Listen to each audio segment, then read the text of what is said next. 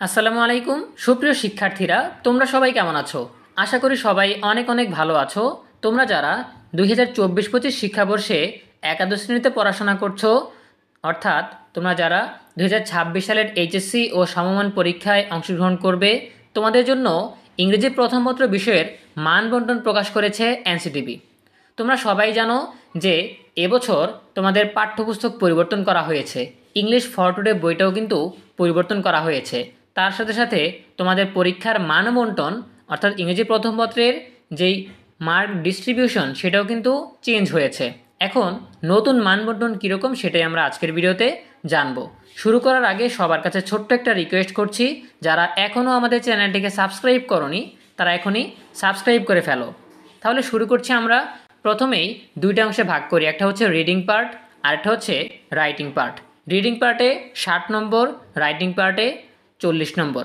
Reading পার্টে 60 নম্বরে কী কী থাকবে? প্রথমেই থাকবে ফর টেক্সট ম্যাটেরিয়ালস এমসিকিউ অর্থাৎ মাল্টিপল চয়েস কোয়েশ্চন, যেটাকে আমরা বহু নির্বাচনী প্রশ্ন বলে থাকি বা নৈর্ভিত্তিক প্রশ্ন বলে থাকি। গেজিং মিনিং ফ্রম কনটেক্সট, এখানে কিন্তু আমরা প্যাসেজ থেকে হুবহু খুঁজে পাবো এরকম কিছু থাকবে না। এখানে বেশিরভাগই অর্থ মিন করা হয়েছে, যেটা সেটা বোঝাতে হবে যে এই প্যাসেজে এই ওয়ার্ডটা দিয়ে কি বোঝানো হয়েছে। এখানে বেশিরভাগ ক্ষেত্রেই মিনিং বোঝাতে দেওয়া হবে, সিনোনিম দেওয়া হবে। ঠিক আছে, আচ্ছা। এরপরে থাকবে কম্প্রিহেন্সিভ কোয়েশ্চনস। এখানে কিছু ক্লু দেওয়া আছে। Open ended questions relating to analysis, synthesis and evolution, অর্থাৎ এখানে প্রশ্নোত্তর থাকবে। সো প্রশ্নোত্তরে থাকছে 10 নম্বর। প্রথমেই 5টা এমসিকিউর জন্য 5 নম্বর, এরপরে 5টা কোয়েশ্চেনের জন্য থাকবে 10 নম্বর, একটা কোয়েশ্চেনের জন্য তোমাদের 2 নম্বর করে। ঠিক আছে, এখন প্রশ্নগুলো কীরকম হবে? এখানে ওপেন এন্ডেড, একদম কোনো বিষয় সম্পর্কে ডিরেক্টলি জানতে চাওয়া হবে। ঠিক আছে, এরপর বিভিন্ন বিষয় সম্পর্কে অ্যানালাইসিস বা বিশ্লেষণ জানতে চাওয়া হবে।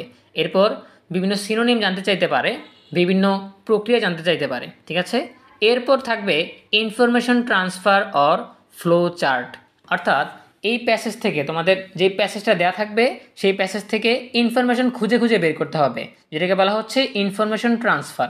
এছাড়াও থাকতে পারে ফ্লো চার্ট, অর্থাৎ কিছু অংশ দেওয়া থাকলেও বাকি অংশ নিজের খুঁজে বের করতে হবে, আবার কিছু অংশ দেওয়া থাকলেও বাকি অংশ নিজের খুঁজে বের করতে হবে। এভাবে বিভিন্ন ইনফরমেশন ফিল আপ করতে হবে। ঠিক আছে, এটাতে থাকবে 10 নম্বর।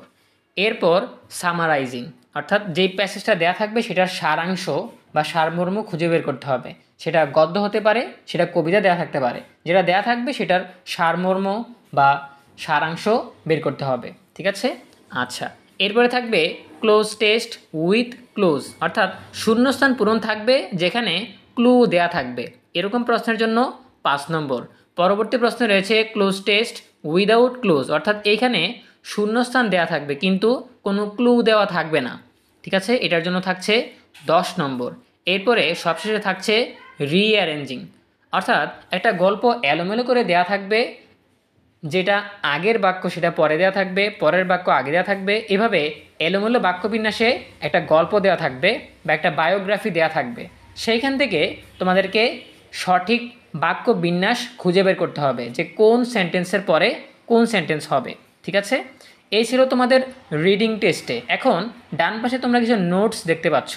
Text material to be selected from the English for today text book including the reading for pleasure part. ঠিক আছে, সো এখানে বলা হয়েছে যে তোমাদের এমসিকিউ, কম্প্রিহেন্সিভ কোয়েশ্চন, তারপর ইনফরমেশন ট্রান্সফার, সামারাইজিং, এই 4টা নঙে যেই প্যাসেজগুলো দেওয়া থাকবে সেগুলো থাকবে তোমাদের বই থেকে। ঠিক আছে, আর cloze test with cloze without cloze এগুলো দেওয়া থাকবে text to be developed by question setter on their own, অর্থাৎ যে প্রশ্ন তৈরি করবেন সে নিজের মতো করে একটা প্যাসেজ তৈরি করে নেবেন।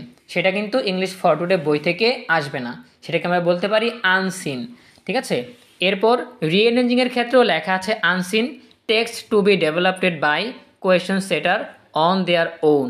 তারা নিজের মতো করে একটা প্যাসেজ তৈরি করে নিতে পারবে, একটা প্রশ্ন তৈরি করে নিতে পারবে। ঠিক আছে, আচ্ছা। এবারে আমরা চলে যাচ্ছি রাইটিং পার্টে। রাইটিং পার্টে কী কী থাকবে? প্রথমেই রয়েছে writing paragraph by answering questions, অর্থাৎ প্যারাগ্রাফ একটা লিখতে বলা হবে, প্যারাগ্রাফের টপিক দেওয়া থাকবে, তার সাথে সাথে কিছু প্রশ্ন দেওয়া থাকবে। সেই প্রশ্নগুলোর উত্তর দেওয়ার মাধ্যমে তোমাদেরকে একটা প্যারাগ্রাফ লিখতে হবে। তুমি যে প্যারাগ্রাফটা লিখবে সেই প্যারাগ্রাফের মধ্যে অবশ্যই তাদের সেই প্রশ্নগুলোর উত্তর অন্তর্ভুক্ত থাকতে হবে, না হয় কিন্তু তুমি পরীক্ষায় মার্কস পাবে না। ঠিক আছে, এরপর থাকবে কমপ্লিটিং এ স্টোরি। একটা স্টোরি বা একটা ঘটনার কিছু অংশ দেয়া থাকবে, ঠিক আছে, বাকি ঘটনাটা তোমাকে লিখতে হবে এবং ওই স্টোরির একটা সুন্দর নাম দিতে হবে। সো টাইটেল দেওয়ার জন্য কিছু মার্কস থাকে আর স্টোরিটা কমপ্লিট করার জন্য কিছু মার্কস থাকে। টোটাল মার্কস হচ্ছে 7 আর প্যারাগ্রাফের মার্কস হচ্ছে 10। আচ্ছা, এরপর থাকবে writing informal letters or emails. ঠিক আছে, এখানে ইনফর্মাল লেটার থাকবে অথবা ইমেইল থাকবে, এটাতে রয়েছে 5 নম্বর। এরপরে থাকবে অ্যানালাইজিং ম্যাপস বা অ্যানালাইজিং গ্রাফস বা অ্যানালাইজিং চার্টস। এখানে কোনো ম্যাপ দেওয়া থাকতে পারে, মানচিত্র দেওয়া থাকতে পারে, এখান থেকে বিভিন্ন ইনফরমেশন খুঁজে ডেসক্রিপশন লিখতে হবে। এছাড়া যে কোনো একটা গ্রাফস দেওয়া থাকতে পারে, সেই গ্রাফসের ইনফরমেশনগুলো বা তথ্যগুলো ডেসক্রাইব করতে বলতে পারে, অথবা একটা চার্ট দেওয়া থাকতে পারে, সেই চার্ট থেকে বিভিন্ন তথ্য তুলে এনে ডেসক্রিপশন লিখতে হবে। ঠিক আছে, এরপরে থাকবে অ্যাপ্রিসিয়েটিং শর্ট স্টোরিজ পোয়েমস। এখানে থাকবে অ্যাপ্রিসিয়েটিং শর্ট স্টোরিজ, অর্থাৎ ছোট কোনো গল্প দেওয়া থাকবে বা ছোট কোনো কবিতা দেওয়া থাকবে, এখান থেকে এর মূল ভাব বা তুমি এখান থেকে কী বুঝতে পেরেছো সেটা খুঁজে বের করতে হবে। এখানে কিছু ক্লু দেওয়া আছে, আইডেন্টিফাইং থিম, অর্থাৎ এই গল্পটি, ছোট গল্পটি বা এই কবিতাটি কোন থিমের উপর, ঠিক আছে, বা কোন চিন্তার উপর লেখা হয়েছে সেটা খুঁজে বের করতে হবে। অথবা সাবজেক্ট ম্যাটার, অর্থাৎ কিসের উপর ভিত্তি করে এই কবিতাটা রচিত হয়েছে বা এই গল্পটা কিসের উপর ভিত্তি করে দাঁড়িয়েছে সেটা লিখতে হবে। অথবা ইন্টারপ্রিটেশন, অর্থাৎ নিজের মতো করে একটা ব্যাখ্যা দিতে হবে যে এই গল্পটা পড়ে বা এই কবিতাটা পড়ে আমি কি বুঝতে পেরেছি। ঠিক আছে, এটার জন্য থাকবে 8 নম্বর।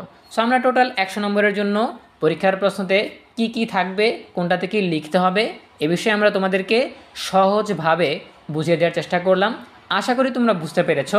দেখা হবে পরবর্তী আপডেট নিয়ে নতুন কোনো ভিডিওতে। সেই পর্যন্ত তোমরা সবাই ভালো থাকো, সুস্থ থাকো, নিরাপদে থাকো এবং সবসময় ইএনইবির সাথেই থাকো।